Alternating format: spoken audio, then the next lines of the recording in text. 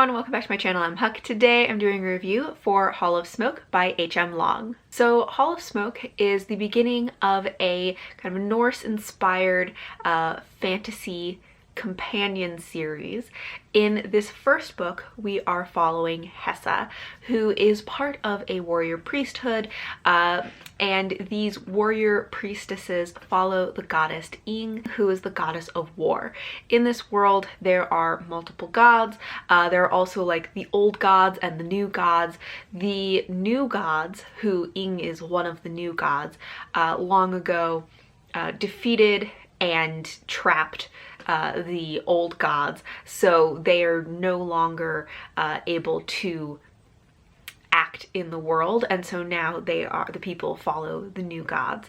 And at the beginning of our story, Hessa has been sent to a mountain to repent because she was given a task by the goddess Ing to kill a specific man, and when she encountered him, she did not kill him. And so as punishment, she has been stripped of some of the markers of being a warrior priestess. She's been sent up this mountain to pray and repent for not following the instructions of her goddess. While she is up there, invaders come and wipe out everybody in her temple and the surrounding villages, and so by the time she gets down there, everybody that she has ever known and loved is either dead or dying. While she is there, she is then captured, which brings her back into contact with this man that she was meant to kill, but then events kind of push them apart again. But now that she has found him again, even though she has been kind of forced away from him, she is determined to fulfill the command of her goddess and find this man again and finally kill him. So we're following her as she is traveling around in secret to find this man, but along the way she is finding out about larger things that are going on in the world. There are invaders coming from other countries. They are trying to wipe out all of the followers of Ing, and so she has to hide that she is one of the followers, not only followers, but one of the like warrior priestesses of Ing. But also there is something going on with the gods. Something has gone wrong. The gods have been suspiciously quiet, and even her own goddess has kind of gone missing, and she hasn't really had contact with her. So Hessa is very alone on this journey because she has been separated from her people. Her people are being killed, and so she can't find any of them, and they're kind of been scattered. And then also even her goddess has kind of abandoned her. And as she goes, she starts to find all of these questions. Some of them are about like, who is this man and why is she supposed to kill him? But also about like, what is going on with the gods? Why is her goddess mysteriously absent? And even like, what is the nature of godhood? So that is the basic goings on of this book.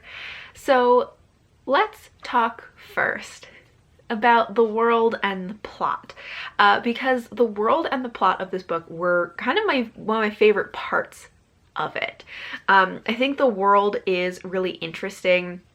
The way that the gods are intertwined in the story is really interesting, and we get all of these questions about the gods and their origins, their history, and the secrets that they keep, and those were all things that I just thought were really interesting. And part of what really kept me hooked on this book was wanting to understand more about the gods and the way that they like worked in this world. We also had some different like conflicts between different peoples in this world. So Hessa, who we're following, is part of the Ingi, who follow Ing. There are also the Algat, who are some of the invaders, and then there's this other kind of invading group that are the Arpa, who kind of gave me like Roman Empire vibes. I'm not exactly sure. But so we have all of these different like groups who are kind of moving through the same like area and trying to get a foothold, but then also they are either affecting or being affected by the goings-on of the gods and the conflicts of the gods. So as we're finding out more about what these different people are doing, we find out more about the gods, and as we find out more about the gods, we find out more about what's happening in the world. And so I liked the kind of connection between like all of the pieces that were kind of in play in this story. So I don't want to say too much more about the plot and all of these like questions that we got, because that kind of is the story, is just gaining more and more questions and trying to uncover the truth along the way. And I think that for me, this was both a strength and weakness for the book, because as I said, I think that the world and these gods were really interesting. I think that the questions that we kind of are gathering throughout the story were really cool and were things that, you know, kept me interested and kept me hooked, because I was very interested and I wanted to know the answers to these things. However, it was also somewhat a weakness, I think, because for one thing, it did kind of affect the pacing of the book, because there is this sort of feeling that we're not moving forward, even though like things are happening all the time. It doesn't feel like we're moving forward in the story, or it kind of feels like, where are we going with this? Because we're just gaining more and more questions without really getting answers until the very end.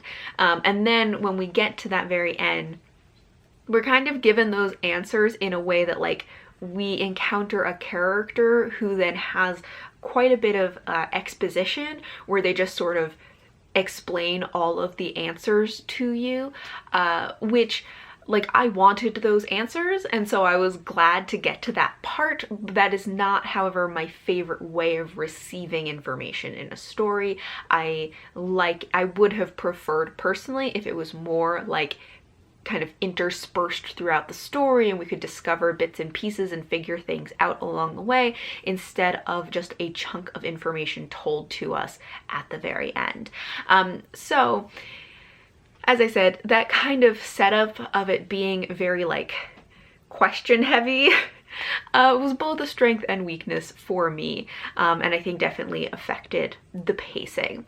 This was I believe this is a debut though, and so pacing issues are something that I think can definitely change for authors as they write more. So that's not something that would prevent me from reading more books from this author, that there may be some pacing issues with it. And I did think that the author did a good job of like creating a really interesting world that I want to know more about. Now, as for the characters, there's really kind of only one like prominent character, and then there are a few others that kind of come in and out, but for the most part we're just following Hessa. She does spend quite a bit of the book on her own as she is, you know, traveling and she's struggling and trying to figure everything out.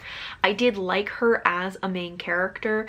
I liked following her as she was trying to figure things out, and that she was having this you know, struggle of like trying to remain faithful to her goddess, but also as she is alone, as she's kind of feeling abandoned, and as she is learning more and more about the gods, she is like kind of struggling to remain faithful, and she is kind of having like a crisis of faith. And so I think that following that part of her story was really interesting. I think for me, one of the like issues that I had was just that there weren't enough like other characters, whether they were like other main characters or side characters that I could be invested in, and also that could kind of play off of Hessa, or she could kind of like play off of them. You know, it's something that I've mentioned before that I really like. One of the things I enjoy most are those like character dynamics and the relationships in stories, and just like seeing characters kind of like play off of each other throughout the story. And there wasn't a lot of that, 'cause as I said, there aren't a lot of like side characters, and so for a lot of the book, Hessa is traveling alone. There are times when she does encounter other people, but they are either strangers or they are untrustworthy, or they're just straight up hostile to her and they're like enemies.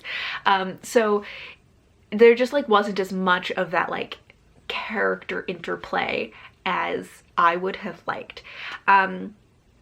We did get, however, somewhat of like an emotional journey with Hessa because she is going through this crisis of faith, which I think was really interesting. She also is just deeply lonely throughout this book because really this is the first time that she has been separated from the other Engi priestesses. They have a very close bond, and so it's very rare for them to ever like be alone. But now she's been kind of thrust out into the world by herself. She can't find any of her own people, and she can't really trust any of the other people that she encounters.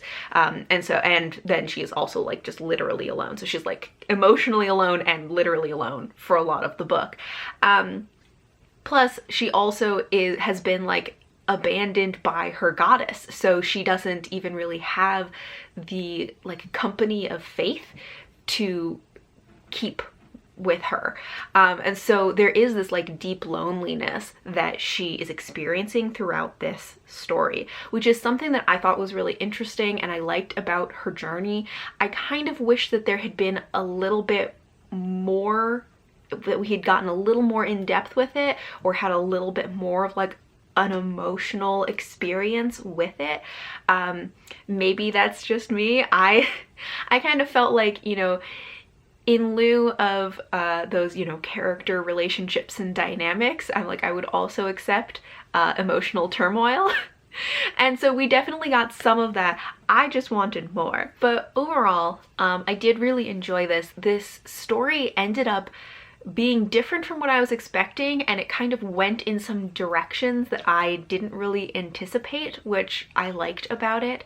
And I think that even though I maybe wanted a little bit more from the characters, I really enjoyed the world and the plot, and those things really like kept me hooked, which honestly is kind of unusual for me as like very much a character focused reader. So it was very interesting to have a book that I was like, oh, I'm here for like the plot and the world, not so much for the characters, even though I'm not that the characters were bad, but I definitely was like in it more for the world. But overall, I thought this was a good debut, and I definitely will read more from this author. I'm planning to read the second book in the series, and I gave this 4 stars. So that is all for my review of Hall of Smoke by H.M. Long. I'd love to know if you have read this book and what you thought of it, or if you're planning to read it. But thank you all for watching, and until next time, bye!